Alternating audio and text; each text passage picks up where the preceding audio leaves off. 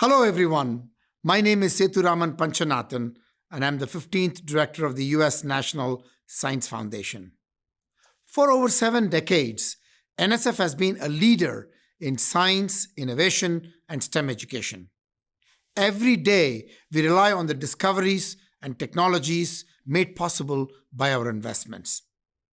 However, if we are to continue to rapidly advance the frontiers of science and address societal grand challenges with creativity and innovation, we must recognize that the groundbreaking discoveries that shape our world do not happen on their own.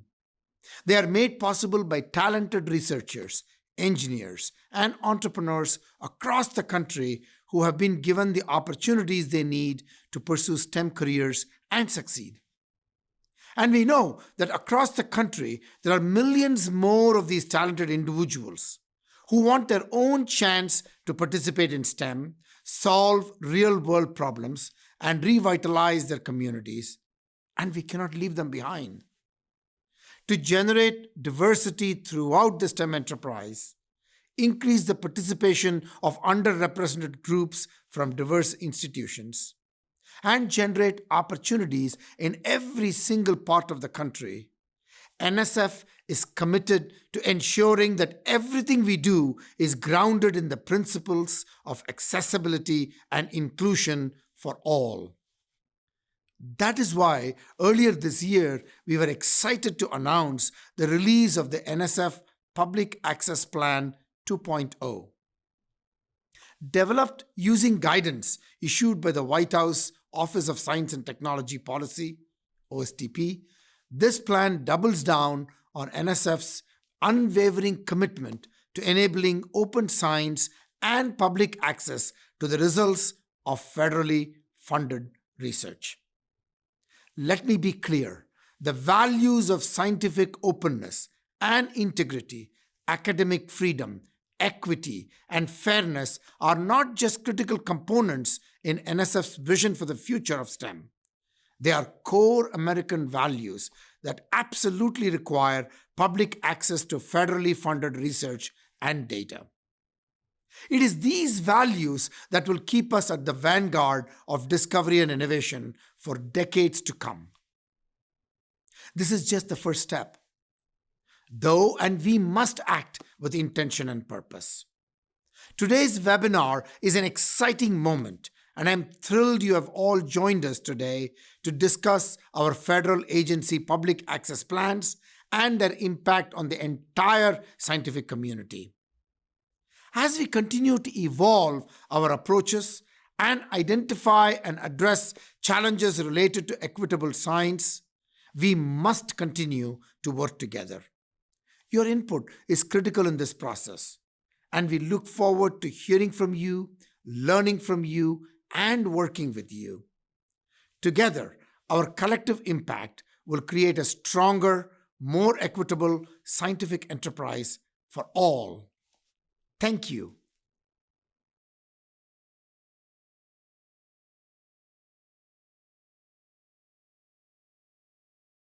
Now let me turn the microphone over to Dr. Miriam Zaring-Hallam, Assistant Director for Public Access and Research Policy at the White House Office of Science and Technology Policy, to set the stage. Miriam will describe OSTP's guidance, and thereafter, my federal funding agency colleagues and I will discuss our agency's respective updated public access plans, each of us addressing 5 key equity, data, and integrity related points of our plans to assist with understanding and comparison. But first, over to you, Miriam.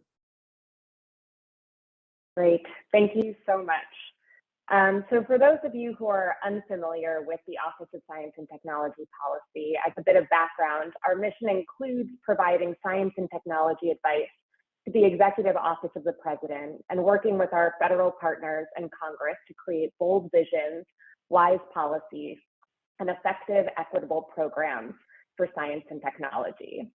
I'd like to thank the organizers at NSF and AAAS for this opportunity to join my great government colleagues, as well as members of the research community, to talk about this really important topic of public access and how we can work together to ensure equitable access to and participation in federally funded research. Now, in January of this year, the White House declared 2023 a year of open science to advance open science policies, including those around public access, spark change, and inspire engagement across the federal government. Now, our announcement unveiled a US government-wide definition for open science as the principle and practice of making research products and processes available to all, while respecting diverse cultures, maintaining security and privacy, and fostering collaborations, reproducibility, and equity. Now, this definition is doing a lot of work to bring together a number of the administration's priorities around advancing a vision for science and for research more broadly. It leads with a commitment to enhancing public access to research, which we're here to talk about today. It underscores the need to respect diverse cultures in this pursuit, instilling a sense of curiosity, humility, and inclusion. It embeds the need for considerations around security and privacy when making decisions around what can and should be shared broadly. And it ends by looking towards desired outcomes for open science, namely opening opportunities for collaborations with diverse communities across all of society, enhancing reproducibility by increasing access to the data and tools underlying research findings, and supporting equitable access to discovery and innovation. Now, if we look towards the administration's aspirations from curbing greenhouse gas emissions to reducing social inequalities to ending cancer as we know it, all while driving equitable outcomes for all of those across our nation, bolstering public trust and strengthening our decision-making abilities. These are complex and multifaceted challenges that require a diverse and collaborative knowledge base. So advancing open science policies is really critical to realizing these aspirations and delivering on our commitment to ensuring that all of America can participate in, contribute to, and benefit from science and technology. Now, a year of open science comes, of course, on the heels of the 2022 OSTP memorandum on ensuring free, immediate, and equitable access to federally funded research, and specifically to scholarly publications and scientific data, which again is what we're here to discuss today. The memo builds on and strengthens public access guidance issued by OSTP in 2013, really building on that foundation to advance moving towards ensuring free, immediate, and equitable public access for all. The driving principle motivating this update is this: that research funded by the people should be immediately and freely available to the people. Now, since the memo was issued, we've been hard at work coordinating and collaborating with our great agency partners around its implementation, and you'll hear more about that great work shortly from my colleagues. We've also been engaging with our various stakeholder communities to ensure that their needs, experiences, and priorities are woven into policies and practices around a future of open, equitable, and secure research. Last month, for example, OSTP hosted a series of listening sessions on advancing a future of open science with the early career researcher community.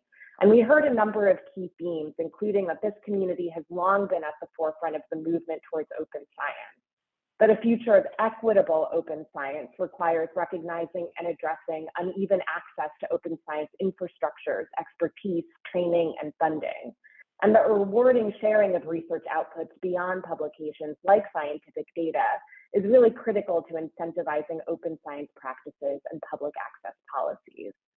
These messages are informing our activities and initiatives around a year of open science and in the years to come. And with that, I thank you for your attention and turn it to my colleague, Steve Crawford, to share NASA's approach to increasing free, immediate, and equitable public access to their research. Thank you. Thank you very much, Marianne. And I'm happy to share our guidelines and the work that we're doing to update our public access plan. And I think I just want to check, actually, make sure that the right slides are up.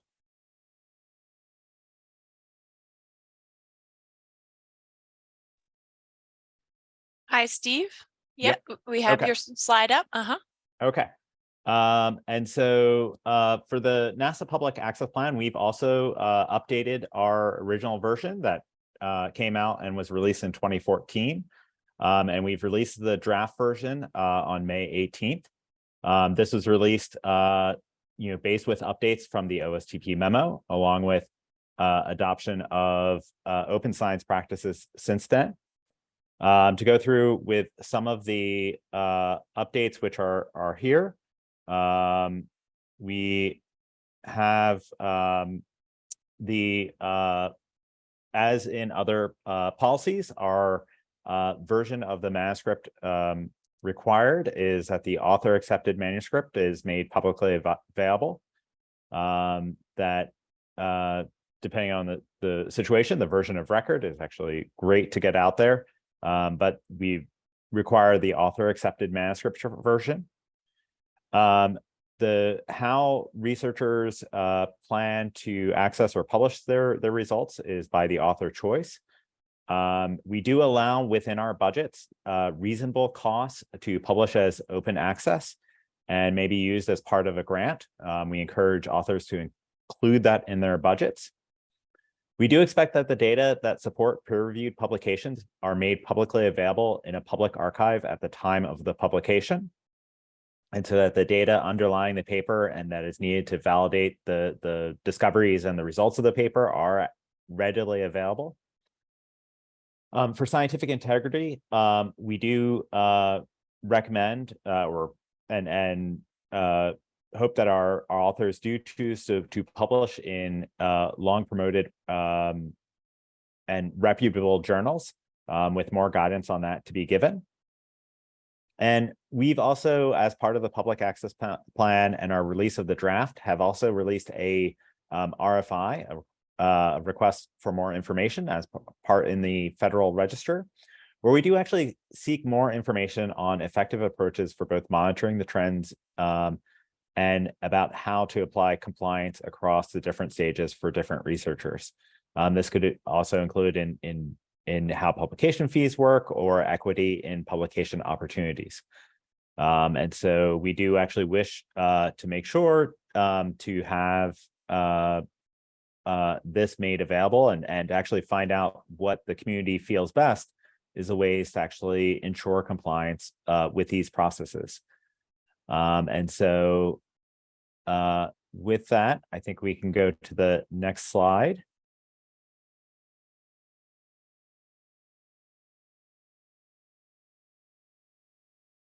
And next up, I believe, is Dr. Jessica Tucker, Acting Deputy Director of the Office of Science Policy, National Institutes of Health. Thanks so much, Steve. And thank you all for the opportunity to talk to you here today. I want to start off by noting that NIH has a decades-long history of providing public access to scholarly publications and data resulting from the research NIH supports. So we're very pleased to be part of this panel with federal colleagues and others focused on this issue as it intersects with equity. And I'll start by saying that increasing access to publications and data resulting from federally funded research offers many benefits to the scientific community and the public. Importantly, these efforts also uphold NIH's commitment to responsible stewardship of the nation's investment in biomedical research by improving transparency and accessibility of taxpayer-funded research, which we believe are really important components as part of equity. So the NIH Public Access Plan outlines the proposed approach NIH will take to implement the new guidance consistent with NIH's longstanding commitment to public access. And this plan was shared with OSTP and OMB in February of this year and also released via a request for information at the same time. And you can see some of our specific proposed approaches for some of these issues here on this slide, which I'll touch upon in my remarks, but I'll give you a bit of a more general overview in the interest of time. So I just want to note that we're building on a very strong foundation. The NIH Public Access Policy, which has been in effect since 2008, requires that NIH-supported researchers submit their peer-reviewed manuscripts to the PubMed Central, PMC, digital archive of full-text biomedical literature upon acceptance for publication. making them freely available to the public after an allowable embargo period of not more than 12 months after the publication date. This policy has resulted in more than 1.4 million articles reporting on NIH-supported research being freely available to the public via PMC.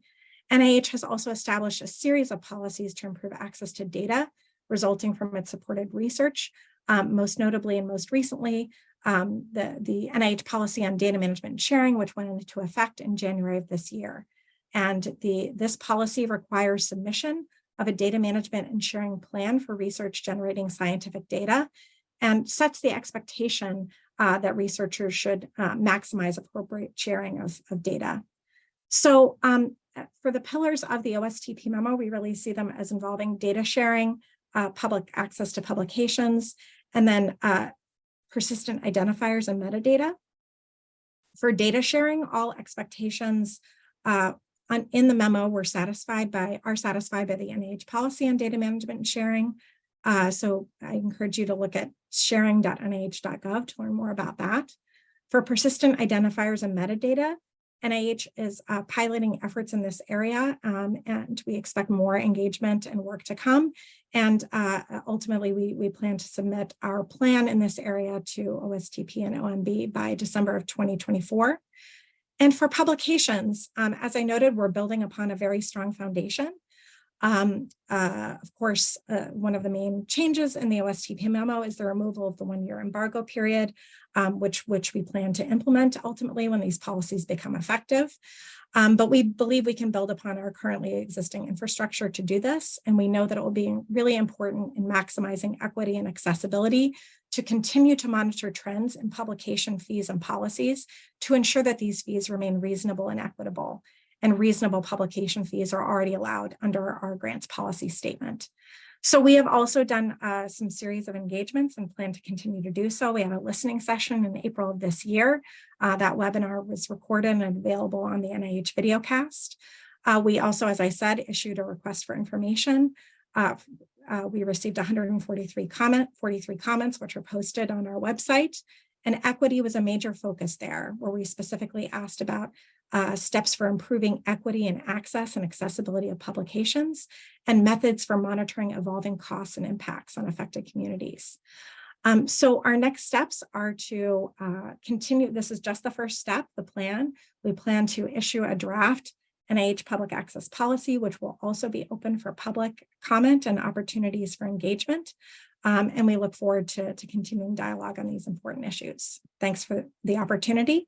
And I'd like to turn it over now to Brian Hitson, the Director of the Office of Scientific and Technical Information at the U.S. Department of Energy. Thank you, Jessica. It's great to be with you and all of the representatives from the major science agencies here, as well as Miriam from the White House. So a real pleasure to be representing the Department of Energy. I'll just say, I think the audience will see a lot of similarities across our different models here. So I don't expect to be breaking news here with our dimensions of these questions. We were very pleased to have issued our new public access plan on June 30th, just a couple of weeks ago. And that we did that after extensive engagements with both external and internal communities. We have an outstanding author team that put the plan together from the Office of Science within DOE. And the author team took inputs from representatives from all of the major DOE research and technology programs. And of course, we had really strong support from senior DOE leadership, from Secretary Granholm to the leadership team in the Office of Science, Dr. Berhe and her team and other leaders in DOE. We very much appreciate their support. And just as we engage with external communities significantly, we're going to continue doing that, just like in this panel today. And we want to hear your inputs. Our plan itself notes how comments and inputs can be provided to us. There are clear instructions on how to do that. So please check out our plan and see how you can provide input to us on an ongoing basis. In answering the 5 questions that are here, we published our original public access plan in 2014. And as I said, we just put out our new public access plan. And while there are major differences between the plans, at least with respect to these 5 questions, our answers are pretty similar, independent of whether it's the 2014 or 2023 plan. And part of that is because our new plan builds on the very successful public access model that we started in 2014, where we have made nearly 200,000 DOE-funded journal articles accessible over that period of time. So we're going to simply build on that model. So let me get into these 5 questions very quickly. The version of the manuscript that we are asking our authors to send us, that is the author's final peer-reviewed accepted manuscript. That's sort of a form of green OA, if you will. And we do that through what's called the Federal Purpose License, where we retain a license to the copyright to collect it and disseminate it. In the event that the article has been published as gold open access or some other form of open access, the author has the choice of sending us that OA article itself or a link to where we can obtain it and pull it into DOE pages as our public repository. And we have had a very successful partnership with the Chorus Publisher Consortium, where they've played a role in our model, and we look forward to exploring that with them as well. In terms of where authors are encouraged to publish, freedom and choice are the key words that we're describing here, that we want them to publish in journals that best suit their needs and their fields and the impact that they're trying to reach. So we don't specify subscription or OA or anything like that. But if they do publish in a journal that requires a fee, those fees have to be, quote, reasonable in order to be allowed as a cost for the research program. And we'll define reasonable more in this 5th question. On the data availability guidelines, the key things there we emphasize is that we want this to be thought of very early in the research process. So we have the data management plan under the current plan and what's called the data management and sharing plan under our new plan. And we give our investigators wide flexibility to select the repository that best suits their field and so forth. We just asked for them to go with desirable characteristics of repositories from NSTC. And on the issue of predatory journals, we want them to publish in recognized journals. There are incentives to doing so, giving them great flexibility. And finally, on the monitoring of the cost, we have established a baseline of fees that the journals that publish about 75% of gold open access journals articles from DOE, we've established a baseline so that we can monitor those fees over time to ensure that they remain reasonable. Thank you, and I'll pass it off to Martin.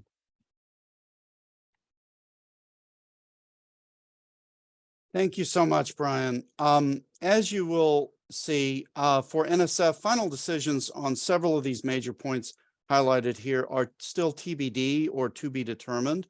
Today's session is for us a true listen and learn session, part of our robust, now nearly year-long set of engagement efforts, during which we've heard from more than 1,000 stakeholders and probably at least some of you on this webinar. We value what has been uncovered by our 5 webinars organized by disciplines, the OSTP listening sessions, as well as many meetings with interested parties, and indeed today's sessions. Recordings of all our public webinars are available on NSF's Public Access Initiative website, which is available in the background material for this webinar. So, but briefly, here is where we are on the NSF Public Access Plan implementation now. Regarding the version of record, NSF, while we have not yet made a final decision on this point for the policy, which will be implemented in 2025, historically, since 2016, NSF has accepted either the AAM author accepted manuscript or the VOR version of record.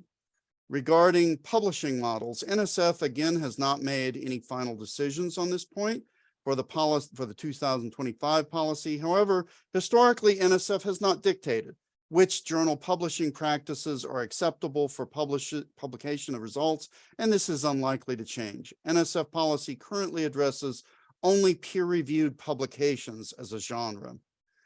Regarding data availability, NSF again is still working on decisions on this point for our 25 policy, but historically, NSF has funded the development of many disciplinary repositories, which it subsequently has endorsed for data availability purposes, and this is again unlikely to change.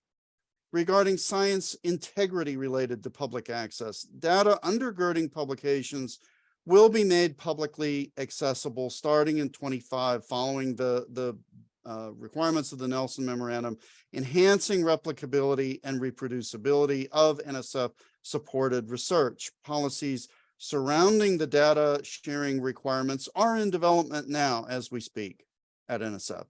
Finally, processes to monitor costs for researchers across stages is a very interesting topic to us, and NSF is mindful of the widespread discussions of the increasing costs of APCs in scientific publishing and is attentive to the variations in the impacts of such costs noted across disciplines, career stages, and institution types.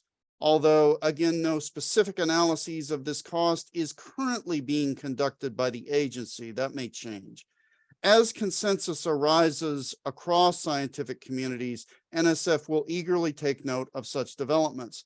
I'll briefly mention our Pharos RCN awards program that we have out, and then finally that we will be releasing an RFI later this summer to get more information systematically from our clientele. Finally, now I'm pleased to now pass the microphone to Dr. Sudeep Parikh, AAAS Chief Executive Officer and Executive Publisher of Science Journals. Thank you.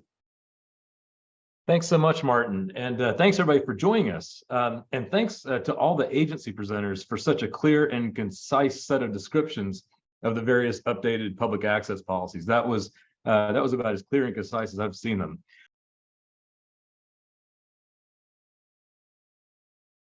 We're going to turn quickly to Alan Tompkins of the National Science Foundation. Alan is the Deputy Director of the NSF's Division of Social and Economic Sciences, and he's been at the agency since 2014. He is going to provide a little bit of the aspirations of the agency in equity. So Alan, I'll turn to you. Thank you. I'm sorry you all don't have a chance to hear from Dr. Barber, who is scheduled. He is a brilliant and inspirational leader, and I hope you all have a chance to hear him at another time soon. I'm humbled to step into his shoes.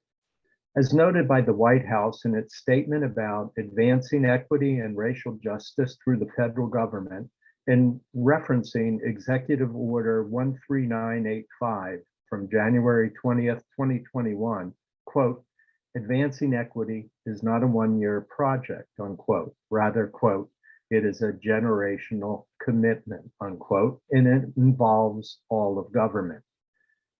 Equity is at the forefront of the Nelson Memo, as Miriam and other agency representatives already have noted. It is in the Nelson Memo's title, and equity principles are finding expression in agency responses to the memo across government. Equity matters are not only embraced across the federal government, as we've been hearing, they are also tackled by and informed by the scientific community.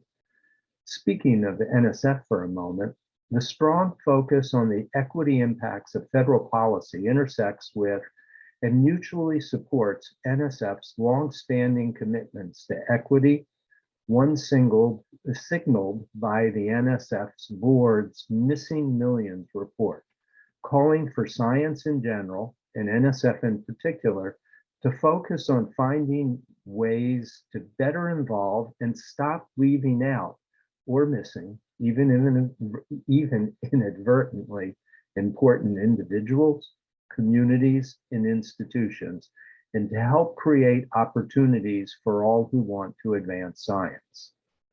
In NSF's public access plan, in its first pages, we note, quote, a primary consideration during the development of NSF's plan has been the potential equity impacts of public access implementation. NSF's goal is to improve equity throughout the research lifecycle, making data opportunities available to a broader range of researchers, including those from marginalized communities and under-resourced institutions of higher education in the US. NSF is considering potential impacts and unintended consequences and challenges to equity that the plan in its implementation may produce, unquote. Today's session exemplifies the need to lean into equity issues as we build on these commitments. Notably, good intentions don't always materialize into the outcomes we desire and prefer. In order to make good on our intentions, we need to continue to engage and collaborate with HBCUs, MSIs, minority-led and women-led business operators, small as well as large, early career researchers, and their networks. The intention of today's session has been for all of us to listen to the voices of people who will be impacted by the new public access policies and practices, who especially don't want to make matters worse. And you all have given us a lot of ideas for what might make things better. I'd like to quickly comment on Phil Rosenthal's challenge from the publisher, journal editor side about the real impacts of the new public access guidelines. I would like to make a friendly amendment to his comments. So Phil and others assert what is going to be the impact, but I would say we need to research these matters. We need to know the evidence. NSF is committed to such studies, and we invite our fellow federal agencies to fund and the research community to undertake inquiries of public access and open science. Martin Halbert from NSF earlier mentioned the Pharos RCN competition that NSF ran last year. And NSF has a POSE program that is pertinent, and as part of my duties, I oversee a Science of Science program that includes in its interest basic research on public access and open science. European research lead the way on studies of open science and public access, and US research have been working in this area as well. We need more studies to be undertaken.